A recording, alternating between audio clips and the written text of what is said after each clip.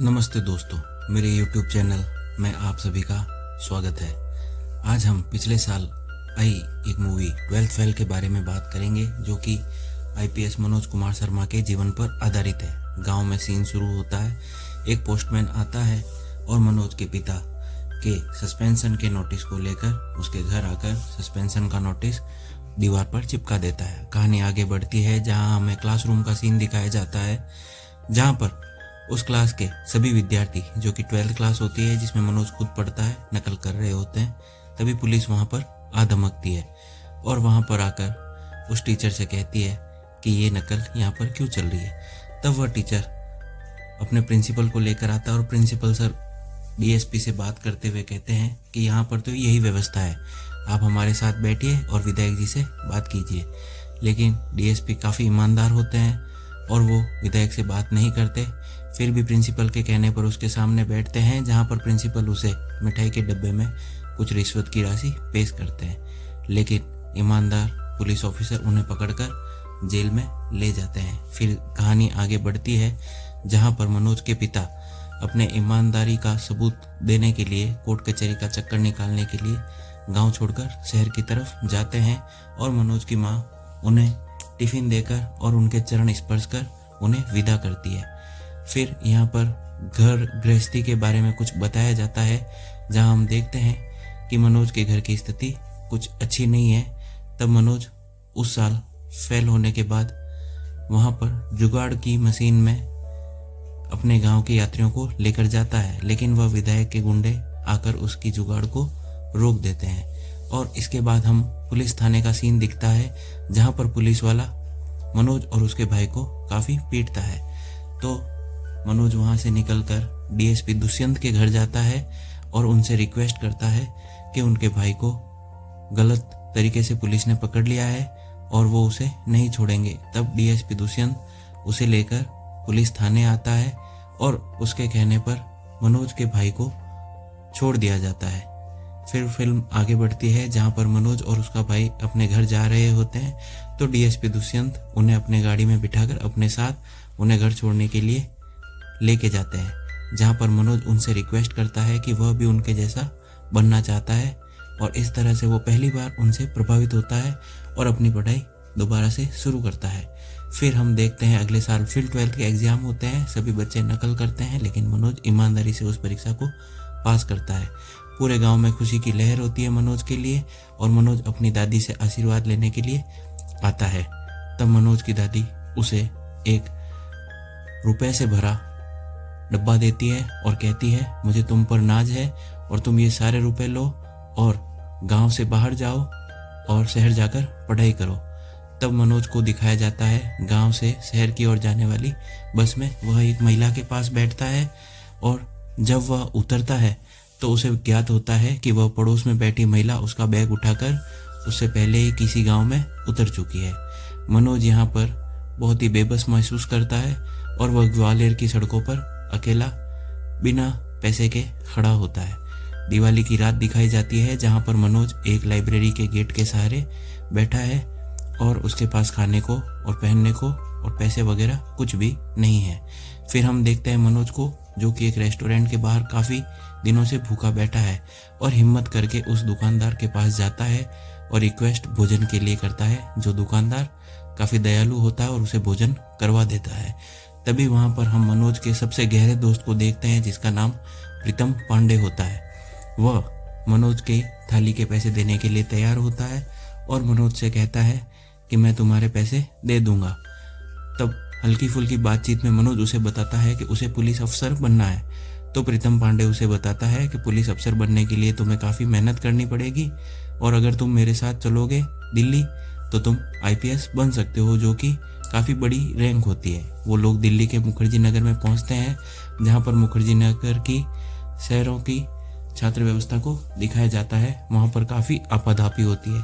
तब प्रीतम पांडे दिल्ली में गौरी भैया के पास मनोज को लेकर जाते हैं, जो कि मनोज और प्रीतम को सांप सीढ़ी का गेम समझाते हुए समझाते हैं कि हर साल 2 से 3 लाख अभ्यर्थी आईपीएस बनने के लिए दिल्ली आते हैं, लेकिन उनमें से मात्र 150 से 200 लोग ही दिल्ली में सफल हो पाते हैं और आईपीएस बन पाते हैं।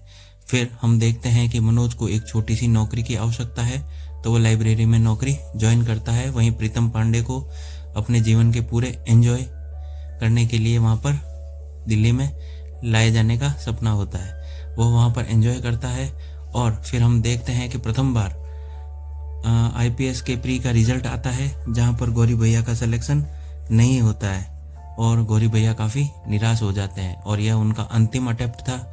तो फिर वो मोटिवेशन देना नहीं छोड़ते हैं और उनसे काफ़ी लोग जुड़े रहते हैं। वो अपने आईपीएस नहीं बनने के बावजूद भी लोगों की काफ़ी मदद करते हैं। फिर हम देखते हैं मनोज को मोटिवेशन के रूप में गौरी भैया ही दिखते हैं और वो उन्हें इंस्पायर करते हैं। तब हम देखते हैं एक आईएएस को, जो कि उन्हीं मुखर्जी नगर की गलियों से निकलकर आईएएस बना है और मनोज को वो मिलता है।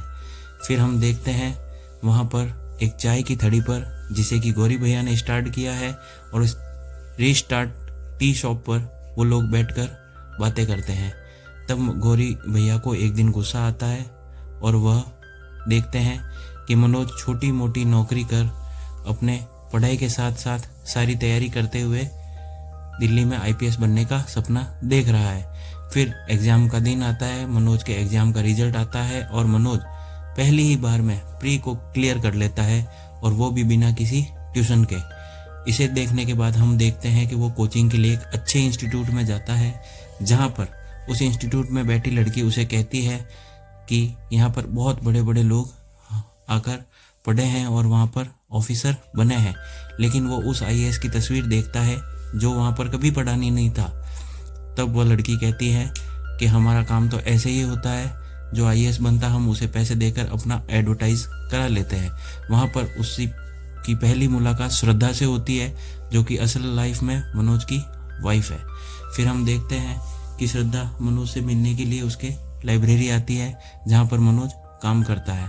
मनोज काफ़ी तैयारी कर रहा होता है और अपने आप से काफ़ी मोटिवेटेड होता है, लेकिन श्रद्धा से मिलकर उसे बहुत अच्छा लगता है। लेकिन लाइब्रेरी वाले को यह बात अच्छी नहीं लगती और वो मनोज को डांटता है। फिर एंट्री होती है दिव्य कीर्ति सर। दिव्य कीर्ति सर आईएएस की कोचिंग में और आईपीएस की कोचिंग में बहुत ही जाना माना नाम है। वह अपनी क्लास में बच्चों को काफ़ी अच्छी तरीके से मोटिवेशन देते हैं। उस क्लास में मनोज और श्रद्धा भी पढ़ रहे होते हैं। तब वो मनोज से कुछ सवाल करता है, जिसका जवाब सुन मनोज को इनाम के रूप में टॉफ़ी देता है। फिर हम देखते हैं मनोज, प्रीतम पांडे, श्रद्धा और प्रीतम पांडे की गर्लफ्रेंड को, जो आपस में बात करते हैं। तब हम कहानी में आगे बढ़ती है, जब हम देखते हैं दिव्य कीर्ति सर बच्चों से कुछ एरोनॉटिकल क्वेश्चंस पूछते हैं, लेकिन मनोज वहाँ पर कुछ जवाब नहीं दे पाता है। तब श्रद्धा को पता चलता है कि वह एरोनॉटिकल इंजीनियर नहीं है, केवल बीए पास है, जिससे उसे काफ़ी दुख होता है।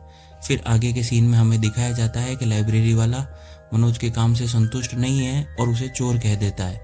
तब मनोज को गुस्सा आता है और वह उस पर चप्पल उठाता है। फिर वह वहाँ से छोड़कर चला जाता है और एक ऐसी जगह में जाकर रहने लगता है जहाँ पर एक छोटा सा कमरा है और एक चक्की में मनोज काम करता है तथा साथ ही साथ अपनी सारी पढ़ाई भी वहीं पर करता है। वहाँ काफ़ी शोर शराबा होता है। फिर हम देखते हैं क्लासरूम का सीन, जहाँ परीक्षा होती है और मनोज वहाँ पर परीक्षा का प्री करने के बाद मेंस का पेपर देता है, लेकिन गलती से टूरिज्म को टेररिज्म पढ़ने के बाद टेररिज्म के ऊपर ऐसे लिख देता है और इस तरह से ब्लंडर मिस्टेक करते हुए वह वहाँ पर फेल हो जाता है। फिर हम देखते हैं कि इस बात से वह काफ़ी दुखी होता है और श्रद्धा से मिलने के लिए वह श्रद्धा के घर पे जाता है, जो कि मसूरी में रहती है।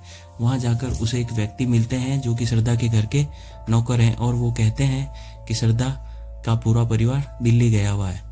तब वह श्रद्धा के कैबिनेट को देखता है, जहाँ पर श्रद्धा के काफ़ी सारे प्राइजेस पड़े हैं और श्रद्धा काफ़ी इंटेलिजेंट लड़की है। मनोज श्रद्धा से बात करता है, जहाँ पर मनोज कहता है कि वह उससे मिलने के लिए आया था। तब श्रद्धा उससे कहती है कि तुम उससे मिलने क्यों आए, तुम्हें दिल्ली में रहकर पढ़ाई करनी चाहिए। इसके बाद मनोज वहाँ से निकलकर सीधा अपने गांव की तरफ आ जाता है। जब वह अपने गांव में उतरता है तो गांव में उसे उसका छोटा भाई दुकान पर काम करते हुए दिखता है। उसकी छोटी बहन भी उसे वहाँ मिलती है। वह उससे मिलकर काफ़ी खुश होती है। तब सीन में आगे दिखाया जाता है कि वह दादी के बारे में पूछता है, लेकिन जब वह दादी के रूम में जाकर देखता है तो दादी वहाँ पर नहीं थी और हमें पता चलता है कि उसकी दादी की मृत्यु हो चुकी है। लेकिन उसके घर वालों ने मनोज को दादी की मृत्यु के बारे में नहीं बताया है। वो ऐसा इसलिए नहीं बता पाए क्योंकि वो नहीं चाहते थे कि मनोज की पढ़ाई डिस्टर्ब हो और मनोज आईपीएस बनने में किसी तरह से बाधित ना हो। इसके बाद कहानी बढ़ती है जहाँ मनोज वापस अपने आप मोटिवेशन होकर वहाँ पर एक रूम में आता है जहाँ चक्की चल रही होती है और उसके पिताजी भी उससे मिलने आता है।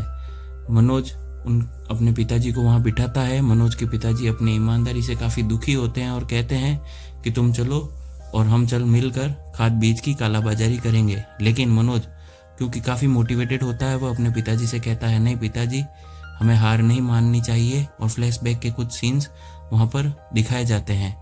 इसके बाद कहानी में मनोज के पिताजी मनोज को गले लगाते हैं और फिर हम देखते हैं कि मनोज काफ़ी दिन रात मेहनत करता है और दिन रात मेहनत करने के साथ साथ पढ़ाई भी करता है क्योंकि अब उसमें पूरा ही जोश भर चुका है, उसे आईएएस आईपीएस बनना ही है। इसके बाद के सीन में हम दिखाते हैं कि श्रद्धा मनोज से मिलने के लिए क्लास में आती है जहां मनोज उसे कहता है कि प्लीज़ अब मैं तुमसे नहीं मिलूँगा, लेकिन मुझे मेरी तैयारी करनी है। और फिर वो वापस ही तैयारी में लग जाता है।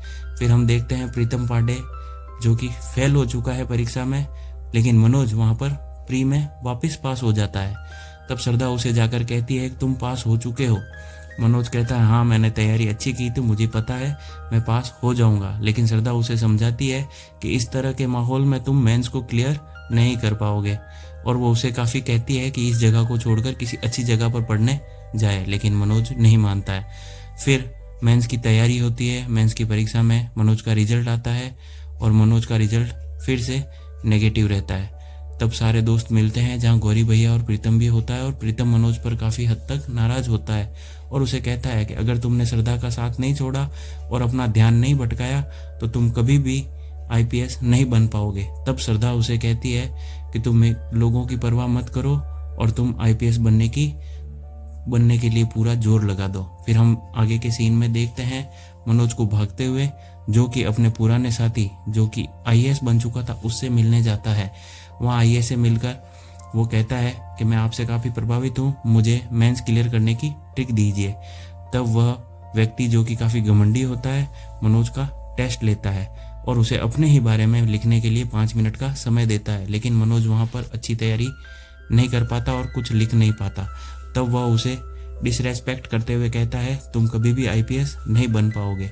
फिर मनोज वहाँ से चला जाता है और गौरी भैया को सारी बात बताता है।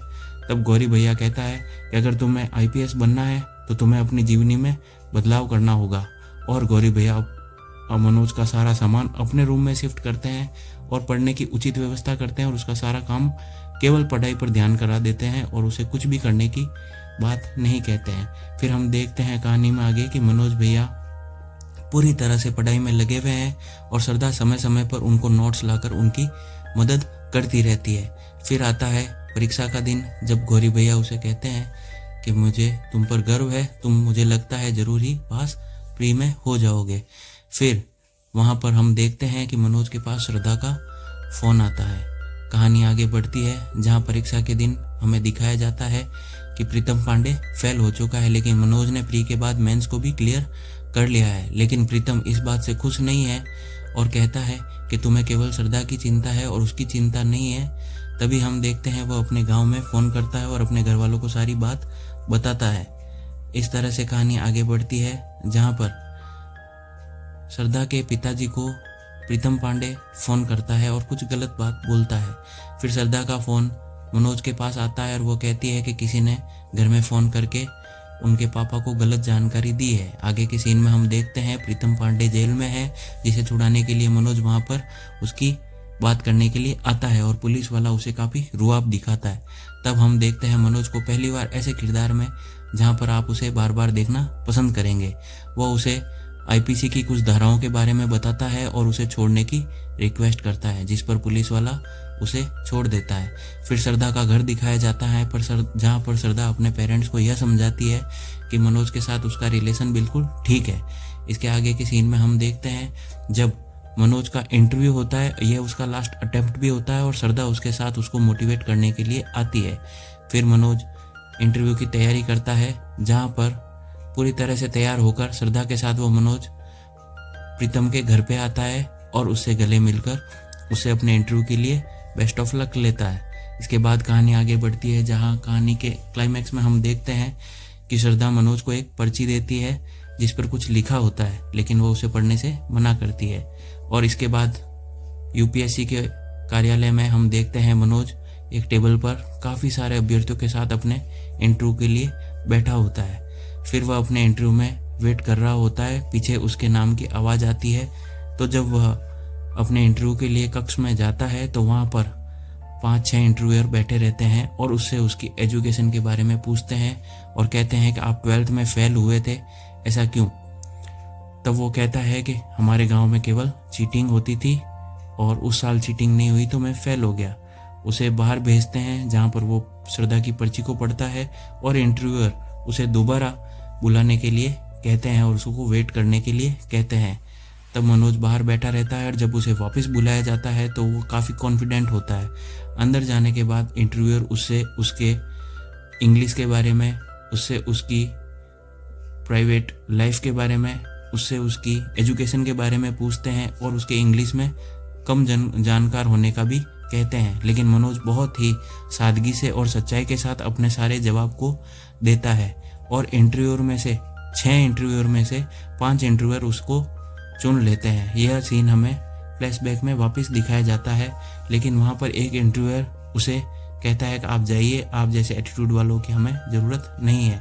फिर रिजल्ट का दिन आता है जहाँ पर श्रद्धा मनोज को लेकर यूपीएससी के कार्यालय में जाती है, जहाँ पर काफ़ी सारी भीड़ होती है जो अपना रिजल्ट देखने के लिए वहाँ पर एंटर करती है। इसके बाद के सीन में हम देखते हैं इंटरव्यूअर की उन सारी चीज़ों को जो फ्लैशबैक में दिखाई जाती है कि उन्होंने मनोज के बारे में क्या डिसाइड किया है और उसे मनोज की काफ़ी सादगी उन लोगों को पसंद आती है, जहाँ पर हम देखते हैं कि मनोज का रिजल्ट पॉजिटिव है और वह एक आईपीएस बन चुका है। यह सब देखकर मनोज के दोस्त और श्रद्धा और सारे ही लोग वहाँ पर काफ़ी खुश होते हैं। इसके बाद गांव में भी ये बात पहुँचती है, जहाँ हम देखते हैं कि मनोज की माँ को खबर मिलती है कि मनोज आईपीएस बन चुका है। इसके बाद मनोज के पिताजी वहाँ से निकलते हैं और हंसी खुशी का माहौल हमें दिखाया जाता है और इस तरह से ये कहानी हमें सिखाती है कि यदि हम अपने लक्ष्य के प्रति गंभीर रहें तो हम कुछ भी अचीव कर सकते हैं। फिर कहानी में मनोज को दिखाया जाता है डीएसपी दुष्यंत के पास वापस, जहाँ वो उन्हें सैल्यूट करते हैं और उन्हें पुरानी बात याद आती है। फिर चंबल के बिहड़ दिखाए जाते हैं, मनोज का घर दिखाया जाता है, मनोज की शादी दिखाई जाती है और वही पुराने चेहरे जो गाँव के